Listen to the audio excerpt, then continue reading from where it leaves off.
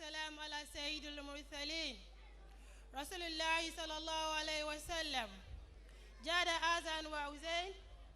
إمام الحرمين سيد الثقلين المبعوث رحمة للعالمين وعلى آله الطيبين وصحابه المباركين وسلم آمين. adúpẹ́ fún Ọlọ́run Ọba asẹ́yìn fún anábùwà Muhammad àwa kí gbogbo àwọn bàbá wa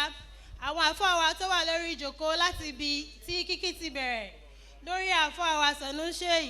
bàbá wa Alifilani bàbá Mbariga ni àti gbogbo àwọn bàbá tí kíkí tọ́ sí mo wá fi ọlá bẹ́ẹ̀ mo fi kí bàbá wọn ní nǹkan òní ẹ kú ìnáwó mo wá fi ọlá yín kí gbogbo ẹ̀yin ìyá wa àtẹ̀yìn ẹni Ọlọ́run tó wà lórí ìjókòó pé ẹ kú àdúró tì Ọlọ́run nífẹ̀ẹ́ yìí ṣàṣemọ́ òde àwọn àgbàlagbà láwà níbi tí ò sí yẹ kọ́rọ̀ tó sọmọ kékeré ṣùgbọ́n wọ́n ní kò ní da bóbìnrin ti pọ̀ tó ní àyín lẹ́nì kó mọ́ fún wa lọ́wọ́ tiwa torí ẹ̀ lọ́ ṣe ní ká bára wa sọ̀rọ̀ sí tí kò wá sí nǹkan kan tó yẹ ká fi sẹ̀sùn oore tí ò bá ṣe pé ká gbà fún wọn ká tẹríba ẹ̀san tóbìnrin lè sọ fọ́kùnrin náà nìyẹn mélòó àwọn obìnrin wa tó wá wà ní àyín lẹ́nì tó jẹ́ most of you ẹlòmíì ò tiẹ̀ wá pẹ̀lú ìyọ̀ǹda ọkọ rẹ̀ kò sí àlùbáríkà nù kóbìnrin mọ́ gbà fọ́kọ nǹkan méjì náà ni bóyá obìnrin yẹn rọ́wọ́ yọjú ọkọ ẹ̀ lọ tàbí ọkọ ẹ̀ bá wórogún àkọ́kọ́ náà tọ́lọ́run bá ṣàánú ẹ̀ ju ọkọ ẹ̀ lọ gbà pé àdánwò ni bí Ọlọ́run bá ṣe sọ nínú Al-Qur'an Ọlọ́run ò ṣe mistake padà a'udhu billahi minash shaitani rajim bismillahir rahmanir rahim aya àtàtì wọ̀nyẹn náà ni àrìjálù qawwamna 'ala nisai àrìjálù qawwamna 'ala nisai bima fadala Allahu ba'dakum 'ala ba'di Ọlọ́run ò ṣàṣìṣe ọjọ́ tóbìnrin bá ti bẹ̀rẹ̀ sí ní extra affair pẹ̀lú ọkọ ẹ̀ kò ní ṣe dáadáa ńlé mọ́ ṣùgbọ́n Ọlọ́run ṣe ní yọ̀ǹda fáwọn ọkùnrin lè manage ìyàwó mẹ́rin tí ò ní problem ẹ̀yin ìyá wa ẹ̀ níṣòro ẹ farabalẹ̀ kò sówú obìnrin pọ̀ ń ta. If you look at the calculation in the whole world there are 7.8 billion people in the world 5.6 inú wọn àwa obìnrin ni just 2.2 làwọn ọkùnrin nínú 2.2 billion tàwọn ọkùnrin 130 million wà in prison 30 million wà mentally unstable nínú 1.2 million tó kù 10% nínú wọn they are your relatives 50% they are jobless 10% nínú wọn they are not responsible ṣó mọ iye percentage tó kù sílẹ̀ nínú 4.6 tàwọn obìnrin it's either you are a widow it's either you are a divorcee it's either you are overhead underhead and so on we all need men in our world as far as tó bá ti rí ibi dúró sí tó o ti gbà pé mo wà lábẹ́ ẹnìkan mo sì ti rọ́mọ bí dákun mọ́ tọ́jú ọmọ rẹ kò sì mọ́ ṣàdúrà fọ́kọ kò sí nǹkan kan tó tún wá wà ń bẹ̀ ń bi pé gbogbo ọkọ tó bá ti ń ṣẹ̀tọ́ ẹ dákun ẹ ṣàánú gbogbo àwọn tó dúró yìí kì í ṣe gbogbo àwọn tá a wà ń bí láti lọ́kọ ẹlòmíì ọkọ ló wá kò wá sọ́kùnrin gidi kankan mọ́ ju gbogbo àwọn bàbá wa tó wà ń bí náà lọ ẹjọ́ pín wa mọ́wọ́ ẹjọ́ manage wa obìnrin lọ́tà obìnrin kò sówú mọ́ tẹ́gàrà ẹ̀ kò busy ṣiṣẹ́ lọ kó tọ́jú ọmọ kó ṣàdúrà fọ́kọ ẹlẹ́ẹ̀kejì ni pé ó rọ́wọ́ yọ ẹ mọ́ torment ọkọ mọ́ I used to tell my fellow woman ọkùnrin ò ti sá kúrò ńlé mọ́ o ọkùnrin máa abandon ilé fún ẹni tó bá ti wá mọ̀ nǹkan tó ń ṣe kò sí nǹkan tó lè fi jèrè ọkùnrin tó kọjá ìwà tó bá ti túwà bàbá Ọlọ́run ṣe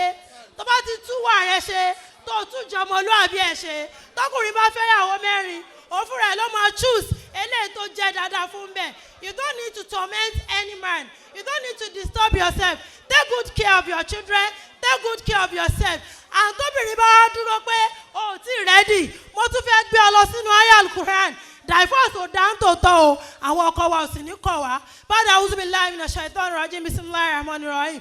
azarabuhu irin talaqakunna an yubdillakum azwaja khayran minkum muslimatin mu'minatin qanitatin tahibatin habidatin sayibatin wa habikaro asarabuhu tó bá ṣe agbẹjẹmọwọ tó mọ̀ pé ibi tó wà wọ́n wù àwọn nǹkan Ọlọ́run ò ṣe fún wọn ni tó wọ́n ṣe flẹ́ngẹ́flẹ́ngẹ́ ò lè ṣe láì lọ́kùnrin nínú ayé rẹ̀ tó bá wà wò ó pé baálé ilé mi ṣìyàn ọkùnrin náà làwọn tó lọ ń bá ń tà yẹn ó bẹ́tà kẹ́ calm down kẹ́ gbéjẹ́ àsáró bùhún ó súnmọ́ tí ọlọ́run ọba yín ń tọ́lá kọ̀ọ̀kùn náà divorce ò dá o ọlọ́ọ̀jẹ̀ níjẹ́ ká rí i ṣùgbọ́n tó bá ṣe mistake tọkọ ẹ bá lò ó ṣe mọ́ pẹ́rẹ́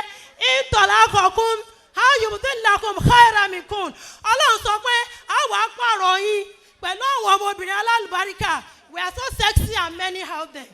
tó bá wà bóyá kò sí irú ẹ̀ mọ́ má ṣe mistake o muslim ọ̀tín ọmọ ajá mùsùlùmí lóbìnrin mùmínà tín àwọn tó ń tẹ̀lé tọ́lọ́run ọba tó gbàgbọ́ fọlọ́run kọ́ni tààtí tó ń tẹ̀lé tọ́lọ́run ọba táhìbá tí wọ́n tún jẹ́rú tí mò ń túbá hábìdá tí ẹrú ọlọ́run ọba ni wọ́n lóbìnrin sáyì àti wọ́n gbà fún ọlọ́run ọba wọ́n ṣe dáadáa sáyì bàtí wọ́n tún ṣètọrọ nínú tání wàhábùkárà they may be virgin they may be married they may be divorcee they may be widow. nǹkan tí mò ń try láti sọ fẹ́yìn ìyá wa ni pé àwọn ìyá wa tó lò lánàá ó dáa fún wọn torí pé wọ́n lò dáadáa wọ́n fi ọkọ wọn láyà balẹ̀ wọn ò sì jowú kówú àwọn táwọn àbẹ̀ náà lẹ́ni àwọn tẹ́ni wọ́n fẹ́ obìnrin náà ni àwọn tó ń ṣe lọ́wọ́ obìnrin náà ni tó bá ní tọkọ ẹ bá ní àwọn fẹ́ ṣe mọ́síná mo fẹ́ ṣe sùlátà tàbí rùbá hàn mo fi ọlọ́run bá bẹ̀ yín encourage àwọn ọkọ yín kẹ́ wá rí ayọ̀ tó wà ń bẹ̀ subhana rabbika rabbil izzati amma yasifun wa salamun alal mursalin walhamdulillahi rabbil alamin. àfọwọ́ àlùkàlífà yìí lọ́nà lẹ́nu tó sọ̀rọ̀ nísìnyí wọ́n náà wò fún alájà Bíntù ní £1 tó fi wá láti lọ rí wọ́n lọ́ máa fà tó sì yanjú ni wọ́n ní gbogbo ẹni tí ń bẹ àlùbáríkà tó náà fẹ́ kọ́ mi ẹ̀ ní àlùbáríkà oníkó mọ́wọ́ làákà ìwà owó mímọ̀ wá sínú kéyìí látọwọ́ bàbá àyìnà rídọ̀ 20,000 naira ẹ má bínú ọ̀gá lásìkò yìí lẹ́ẹ̀kan náà ọmọ ọjọ́ lẹ́ẹ̀kan náà ẹlẹ́gàdé ńlẹ̀ owó tí à ń gbà yìí owó làákà yìí ni. alájà wa tó ṣe wá sílẹ̀ kan alájà wa yìí tí ó ṣe wá sílẹ̀ kan alájà Bíntù Fatimata Bíntù Rasulullahi Batule Muhammadu kẹlẹ́pẹ́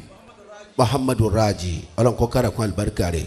ẹlẹ́ẹ̀kan ẹ̀ ń fọ́ọ̀sì àwọn obìnrin kan wá fún olówó ni èyàn ní kí wọ́n fẹ́ yàwó lé kọ́gbà kọ́kọ́ rẹ̀ wọ́n fẹ́ yàwó ẹ wá ní wọ́n fò lé yìí lówó kọ́dà kọ́ jẹ́ bí yẹpẹ̀ lẹ́tí ló ti sọ̀rọ̀ ni ẹlẹ́mi ò ti bó kuta gan ti ọ́ lẹ̀ kọ́kọ́ mi wọ́n fẹ́ yàwó àbí kí ló wí ọlọ́run ò ní jẹ́ ní ọjà àbí kí ọjà sanwó mọ́mọ́ yìí ń bọ̀ ṣe yìí lẹ́nà mọ́ wá.